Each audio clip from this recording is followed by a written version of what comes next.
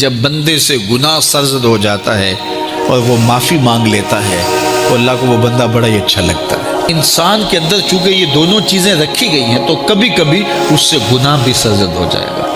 نیکی اس کی عقل، اس کا فہم، اس کا ادراک، شریعت کی رہنمائی، انبیاء کی تعلیمات اسے بتائیں گی کہ وہ نیکی کے راہ پہ چلے، لیکن کبھی کبھی بائیں سمجھ سے جو خواہشات اور آرزو ہے وہ بھی اس کو گھیر لیں گے اور اچانک اس سے کبھی کوئی گناہ بھی ہو جائے گا۔ اور اگر اچانک اس سے کبھی گناہ ہو گیا، کبھی آنکھ بھٹک گئی، کبھی خیال بہک گئے، کبھی سوچ میں آوارگی آ گئی، کبھی زبان نے میلا لفظ بول دیا، تو پھر کیا ہے؟ پھر فوری معافی مانگ لے۔ مومن جب گناہ کرتا ہے تو ایسی کیفیت ہوتی ہے جیسے ابھی احد پہاڑ تلے آ گیا ہے، اگر اس نے توبہ نہ کی تو کچل دیا جائے گا۔ اللہ اکبر، تو پھر فوری معافی مانگتا ہے تو یہ اللہ کو بڑا ہی اچھا لگتا ہے۔ اللہ کہتا ہے فرشتوں سے کہ دیکھو میرا بندہ آخر میری دہلیز پہ آیا ہے، تم گواہ ہو جو میں نے اس کے سارے گناہ معاف کر دیے۔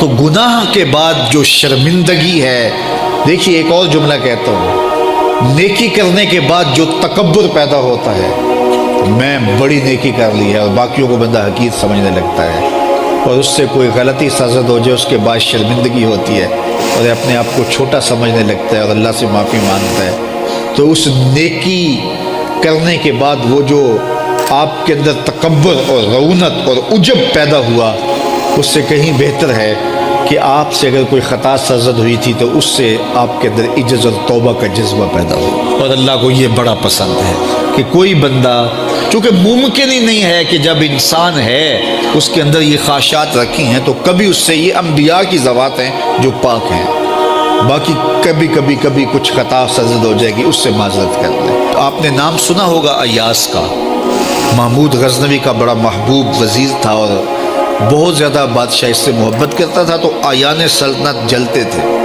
تو بادشاہ گاہے گاہے کوئی ایسا منظر ان کو دکھلاتا کہ اس سے میں خاص پیار کیوں کرتا ہوں۔ ایک دن بادشاہ کے ہاتھ میں موتیوں کی بھری ڈبیا تھی اور محل کے اندر یہ ایک حوض تھا، تالاب تھا، تو اس کے اندر اس نے وہ سارے موتی پھینک دیے۔ شفاف پانی اور نیچے فرش پہ پڑے ہوئے موتی نظر آ رہے ہیں، تو اس نے ایک وزیر کو کہا کہ یہ موتی نکال کے لاؤ، اور سنو اپنا لباس اور اپنا بدن نہیں بھیگنے دینا۔ تو سب نے کہا یہ کیسے ہوگا کہ موتی بھی تہ سے نکال کے لائیں اور بدن بھی اور کپڑے بھی نہ بھیگیں؟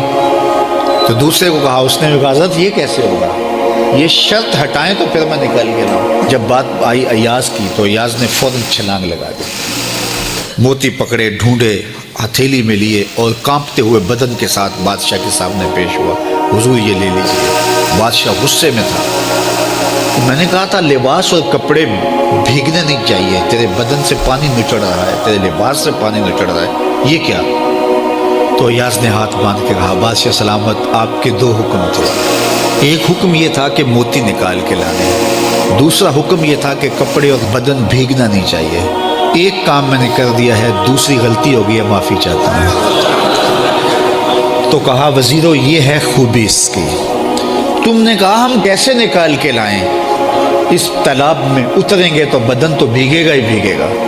تو کہا جب شہوات دی گئی ہیں، خواہشات رکھی گئی ہیں، آرزویں دیوانی ہیں، اور پھر اس کائنات کے اندر رہ کر کے حضرت انسان کبھی تو اس تالاب کی غلاظت سے اپنے آپ کو بھر ہی دے گا، تو پھر کمال کیا ہے کہ نیکی کے پھول پیش کر دے، سجدے کے موتی پیش کر دے، رکوع اور قیام کے موتی پیش کر دے، ہمدردی انسانیت کے ساتھ پیار کے موتی پیش کر دے، سارے موتی پیش کرے، پھر مالک کا جلال کہ تیرے کپڑے کیوں بھیگے، یہ گناہ کیوں کیا، یہ گناہ کیوں کیا، ہاتھ جوڑ کے کہے مالک اس کی معافی مانگ، تو اللہ تعالیٰ پچھلے گناہ نہ صرف معاف کرتا ہے بلکہ ان گناہوں کو نیکیوں میں تبدیل کرتا ہے۔ وہ ایک فقیر بادشاہ کے دربار میں جا نکلا نا، تو کہا کہ بادشاہ یہ تخت و تاج کیا ہوتے ہیں، اس کی کوئی قیمت نہیں ہے۔ تو بادشاہ ہنس کے کہنے لگا اس فقیر کو باہر نکالو، اسے کیا پتا ہے کہ تخت و تاج کیا ہوتے ہیں، اس کی لذت کیا ہوتی ہے، جب خدام کھڑے ہوتے ہیں، استقبال کر رہے ہوتے ہیں، جب تخت پہ بیٹھے اور ساری رعایا نیچے بیٹھی ہوتی ہے۔ اس نے کہا نکالو فقیر کو، اس کو کیا پتا۔ بادشاہ ایک دن شکار کرنے گیا تو وہاں اس کا گھوڑا جو ہے وہ سرکش ہو گیا اور ایسی جگہ پہ لے گیا کہ جہاں نہ پانی تھا اور نہ کوئی اور چیز.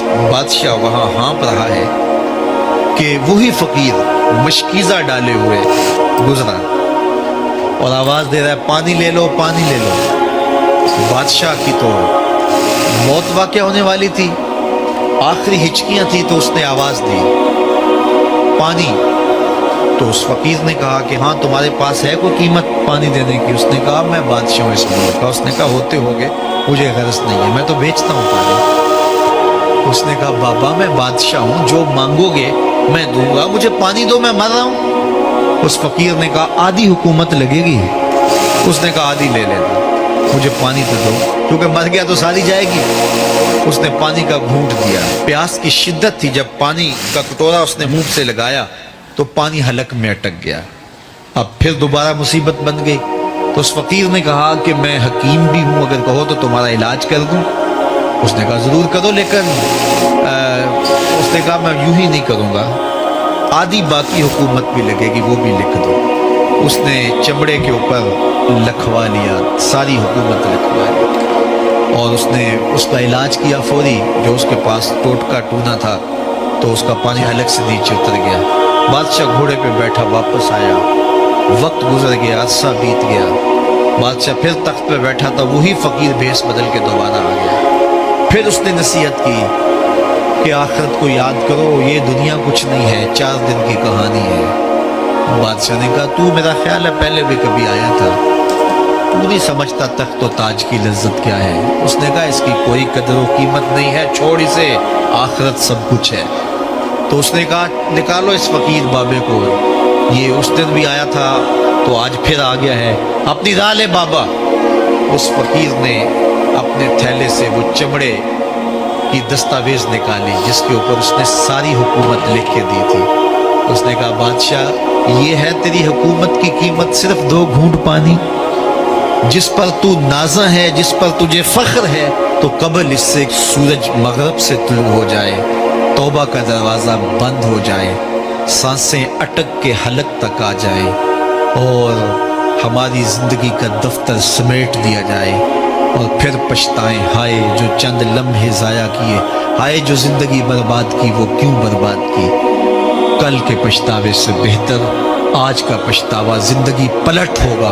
وقت پر کافی ہے ایک قطرہ بھی آب خوش ہنگام کا, جل گیا جب کھیت برسا بھی تو پھر کس کام کا. آئیے میں اور آپ اپنی زندگی کو مالک کی چوکھٹ پہ, مالک کی دہلیز پہ لے جائیں, اس کے حضور سچی توبہ کریں, رجوع لائیں, اپنے گناہوں سے معافی مانگیں. وہ کریم ایک آنسو سے سارے گناہ معاف کر دے گا. اپنی آخرت کی تیاری کریں, کاروبار دنیا بھی کریں, لیکن اصل ہماری زندگی آخرت کی زندگی ہے. صحابہ کو خندق کھودتے دیکھا تو پیار آیا تو یہی کہا اللہم ان العیش عیش الآخرہ, اے اللہ زندگی تو آخرت کی زندگی ہے. فاغفر للانصار والمہاجرہ, میرے انصار کو بھی بخش دے, میرے مہاجروں کو بھی بخش دے. تو اللہ تعالی ہم سب کی مغفرت فرمائے.